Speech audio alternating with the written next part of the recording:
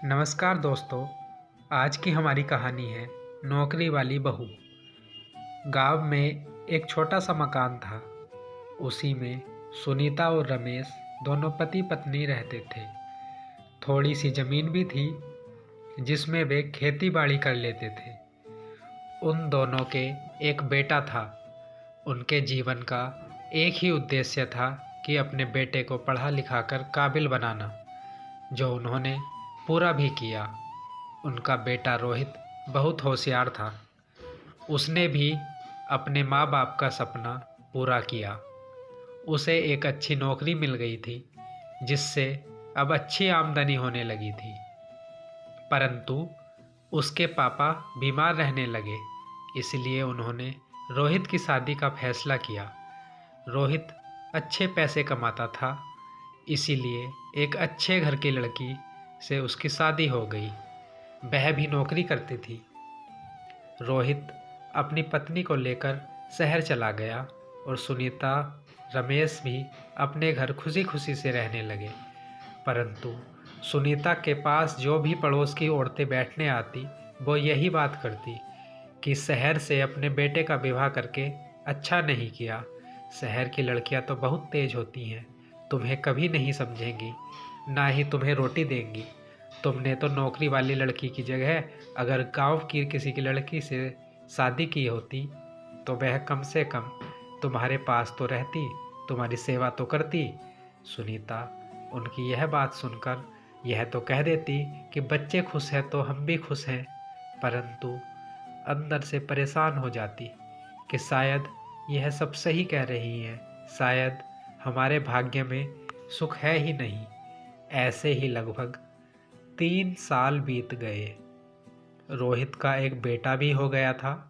परंतु एक दिन सुनीता का फ़ोन गया कि बेटा, तेरे पापा की तबीयत बहुत ख़राब है, तुम घर आ जाओ। रोहित अगले ही दिन अपने बेटे और अपनी पत्नी के साथ घर आ गया, परंतु उसके पापा तब तक मर चुके थे। कोई क्या कर सकता है, होनी को कौन टाल सकता है। रोहित और उसकी पत्नी ने अपनी पूरी जिम्मेदारी निभाई। रोहित ने कहा, माँ हमें कल जाना है। माँ तो चुप रही, परंतु उसकी पत्नी ने एक बैग लिया और माँ के कपड़े व ज़रूरत का सामान रखने लगी। यह देखकर रोहित ने कहा, यह क्या कर रही हो? मैं क्या कर रही हूँ? माँ के कपड़े रख रही हूँ। हम जाएंगे तो माँ भी हमारे साथ चलेंगी। परंतु एक बार माँ से पूछ तो लो। क्यों? इसमें पूछना क्या है? क्या हम माँ को अकेले रहने देंगे? पहले और बात थी, बाबूजी और माँ दोनों रहते थे, हमें कोई चिंता नहीं थी। अब मैं माँ को अकेले नहीं रहने दूंगी। यह सुनकर सुनीता अंदर ही अंदर अपनी बहू की बातें सुनकर बहुत खुश हो रही थी। अगले दिन घर का ताला लगाकर सब शहर चले गए और वहाँ प्रतिदिन के दिनचर्या के अनुसार वे दोनों ऑफिस चले जाते और माँ घर पर अकेली रहती थी। परंतु ऑफिस जाने से पहले उनकी बहू सारा काम करती, नाश्ता बनाती, माँ के लिए खाना भी बना कर रखती। सुनीता मना भी करती, पर बहू उन्हें कुछ काम नहीं करने देती थी और सुनीता की हर छोटी से छोटी चीज़ का ध्यान रखती थी। यह सब देखकर सुनीता कभी कभी भावुक भी हो जाती कि काश आप भी अपनी बहू को समझ पाते, रोहित के पापा। यह मन ही मन कहती। एक दिन छुट्टी थी, शाम को सब घूमने गए तो माँ को भी चलने की जिद करने लगे और घुमाने ले गए। घूमते घूमते सुनीता के पोते ने उंगली पकड़ते हुए अपनी दादी को एक दुकान पर ले गया कि दादी मुझे आइसक्रीम खिला दो, दादी मुझे खिलौने दिला दो। यह सुनकर सुनीता शांत हो गई, क्योंकि उसके पास पैसे नहीं थे। अब क्या करे, बच्चे से क्या कहे, कैसे कहे कि तेरे खिलौनों के लिए भी मेरे पास पैसे नहीं हैं। सुनीता ने बड़ी रूठी सी आवाज़ में कहा, बेटा मेरा पर्स घर पर छूट गया है, मैं पैसे लाना भूल गई हूँ। बच्चा उसकी उंगली छोड़कर चला गया। इतने में रोहित और उसकी पत्नी भी आ गए। चलो माँ, अब घर चलते हैं।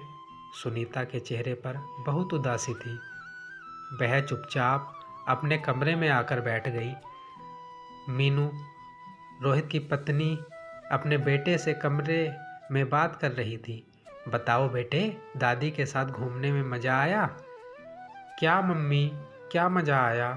आपको नहीं पता, दादी बहुत कंजूस हैं। मुझे खिलौने भी नहीं दिलाया और आइसक्रीम भी नहीं खिलाई और झूठ भी बोलती हैं कि मेरा पर्स घर पर छूट गया है। बच्चे की बात सुनकर मीनू सब समझ गई। तब अंश को समझाया कि बेटा, दादी कंजूस नहीं हैं, दादी तो बहुत अच्छी हैं और ना ही दादी झूठ बोलती हैं। कभी दादी के बारे में ऐसा मत बोलना। दादी का पर्स तो सच में यहीं छूट गया था, मैंने भी देखा था। तुम दादी से बहुत प्यार करना बेटे, दादी के पैर छुआ करो, उनके पास बैठा करो, वो तो बहुत अच्छी हैं। क्या मैं अच्छी नहीं हूँ? आप तो बहुत अच्छी हो माँ। तो जैसे मैं आपकी मम्मी हूँ, वे भी तो आपके पापा की मम्मी है ना। समझाते हुए मीनू ने बच्चे को सुला दिया। अगली सुबह सारा काम ख़त्म करके जब मीनू ऑफिस जाने लगी तो कुछ पैसे निकालकर अपनी सासू माँ को देने लगी। नहीं बहू, मैं पैसों का क्या करूँगी? नहीं माँ, आप रख लो, यह मेरी गलती है। मैंने यह पहले क्यों नहीं सोचा कि आपके पास भी कुछ पैसे होने चाहिए। आप रख लो। यह सुनकर सुनीता ने अपनी बहू को गले से लगा लिया और बच्चे की तरह ज़ोर ज़ोर से रोने लगी। तुम कितनी अच्छी हो मीनू, जिस बात का ध्यान कभी मेरे बेटे ने नहीं रखा, उन बातों का ध्यान तुम रखती हो। मैं कितनी भाग्यशाली हूँ जो मुझे तुम्हारे रूप में एक बेटी मिल गई है। सुनीता बहुत खुश थी। कभी कभी अपने गांव भी जाती थी और एक दो दिन रहकर अपने बच्चों के पास वापस चली आती।